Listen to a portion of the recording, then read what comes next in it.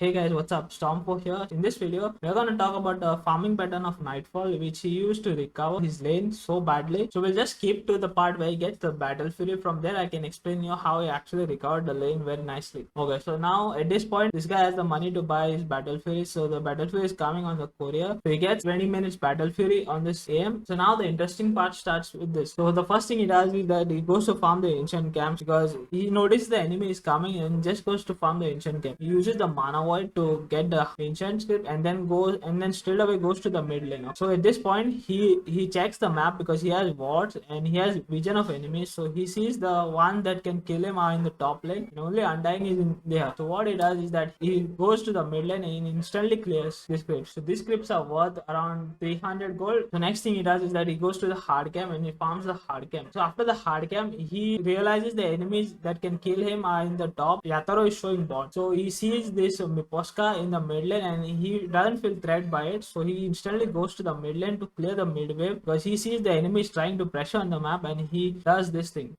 So, and now after clearing the midway, so the next thing that is to farm on the map is the bot lane because he sees the Broodmother and Queen of Pain in the top, so he goes to the bot lane and he sees Yatoro is there, but Yatoro can't really kill anti-mage with the Vanguard, not at this point. He needs another stun to kill him. So he goes to the bot lane and clears the bot lane with this. So with this, he actually farmed 1000 gold apparently because the first midway was like 300 gold and then another 300 gold, 600. Then this is another 100, so 700, and this another 300. He has right now farmed like 1000 gold already with this farming pattern. So you can notice how he came. He got the battle fury, so he went here. He farmed the ancient camp and then instantly realizes where the enemy is, and then he pushed the mid wave and then he went to the hard camp and then he went here and then he goes to the bot lane again because he realizes there's nobody in the bot lane that can threaten him. So with this, he actually farmed like 3 waves already in the 1 minute mark after getting his battle fury. So that's how he got 1000 gold. Now he goes to farm this medium camp. In Nightfall's farming pattern, I noticed that he prioritized lane creeps more than NC creeps. Okay, he only goes jungle creeps after he clears the waves in front of him. Now he again reads the map properly and then sees, okay, Queen of Pain is showing bot, I can go in the mid lane, and Collapse is showing top because Broodmother and Queen of Pain are the only 2 heroes that he feels threatened by to get killed, and nobody else can threaten to kill him. Again, he only prioritized lane creep and now even he steals the doom creep from him, but that's alright because he's carry. So you have to be rude sometimes like this and just steal your teammates farm. And then you notice how his farming pattern is. He's always prioritizing lane creeps instead of NC creep. The only way to create map pressure with AM is to farm the lane creep, but farm it in such a way that you have enemies vision and then you don't get caught. So now what is happening is that they got Aegis on this Yatoro and they want to push the high ground, okay, and they want to force it. He just has a Yasha and a battle fury, so he can't really join in this fight. So he says that we'll give up this rack and then wait for my timing so I can farm. So what he does is that he creates map pressure right now. This is nothing compared to the what map pressure they are doing in the bot lane, but it is something. He farms another wave, he gets the mid tower and then he goes to farm the ancient crypts here. And now after farming this, so he realizes the timing here and then he instantly goes to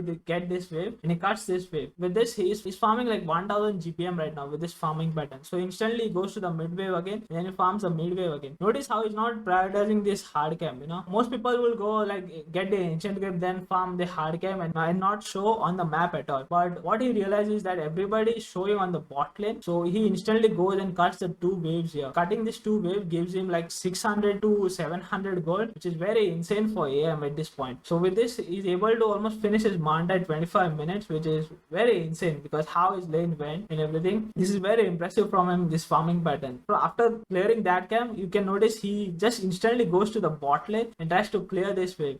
So instead of prioritizing this hard camp, he goes to the bot lane and clears the wave instead. While doing so, the enemy do take the racks and get away with it, but that's just alright. Now AM has actually recovered a whole time because of this. And notice how he did not participate in the ganks at all. No, he just prioritized lane creeps more than anything else, and he just cut the wave again and again by checking the map and realizing which heroes can threaten to kill him. This is very important as a carry player. You need to realize which heroes can threaten to kill you and you need to play accordingly. If say in this case case, Broodmother and Queen of Pain are the only two heroes that can threaten AM to kill. What he does is that he checks on the map where they are and then farm opposite to that. Tries to cut the creep wave instead of farming in the jungle. This is very important. Cutting creep wave is more important than farming in the jungle. So this way you can create map pressure with this. If you don't do this, then you're not going to create any pressure for enemy to control the wave. So if you're not going to do this, you're not creating any map pressure, which means your enemies have the free reign of pushing anytime, anywhere. So if you cut the waves, then the enemy doesn't have creeps to push. And if the enemy doesn't have creeps to push, then the backdoor protection is on. That means the enemy can't push. He repeats the same pattern. He just prioritizes lane creeps more than anything else. First thing he does, he always pushes the lane creeps first. Once he is done pushing the lane creeps first, he goes to the jungle and then farms the camps closest to him. So in this case, the most goal is here triangle, which so you can farm more. Instead of going here, he goes here. Even though this area is very close to the enemy, so he just goes there and farms it. Because now he's got Manta and he's got Battle Fury, so he feels very safe to farm there because of the Manta, because he can dispel if there's any silence on it or any slow. So now again he goes to the lane creep,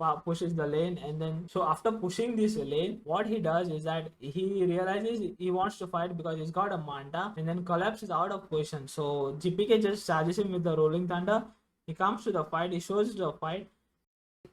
Okay, he does not really get the kill at this point, but he gets the gold for the assist. Now this is 800 gold among 4 heroes, which means he gets 200 gold only. But this is his first contribution to the game after farming for such a long time. But this is something rather than nothing. He gets a tombstone gold also, another 200. So he's got 400 gold on already by participating in this fight, and now he's gonna push the wave and farm the ancient camp next to it. So with this, you can actually see how he is recovered, So the things to learn from this guy's farming pattern is that always prioritize lane creeps over neutral creeps. Push the lane first and then go to NC, and always make sure to calculate who's gonna kill you. So in this case, Broodmother and Queen of Pain are the only two threats that he feels that they can kill, and try to mirror yourself in the opposite direction. If they are showing in the top lane, then you go to farm the bot lane creeps, and if they are showing in the mid lane, then you go to farm to the extreme right of the map or extreme left of the map, but try to farm as far away from them as possible. So with this, you can actually farm a lot, and you can see how he has recovered by just farming creeps. He has completely recovered his game, what he has lost. You can see he's already lined up with Collapse, and he's actually ahead of Collapse now by some 20 gold. But you can see net was at 30-minute mark. Collapse was 7,700 gold, and Nightfall was 4,731. So with this, we come to the end of this video. So hope you guys learned something today, and see you guys in the next video. Please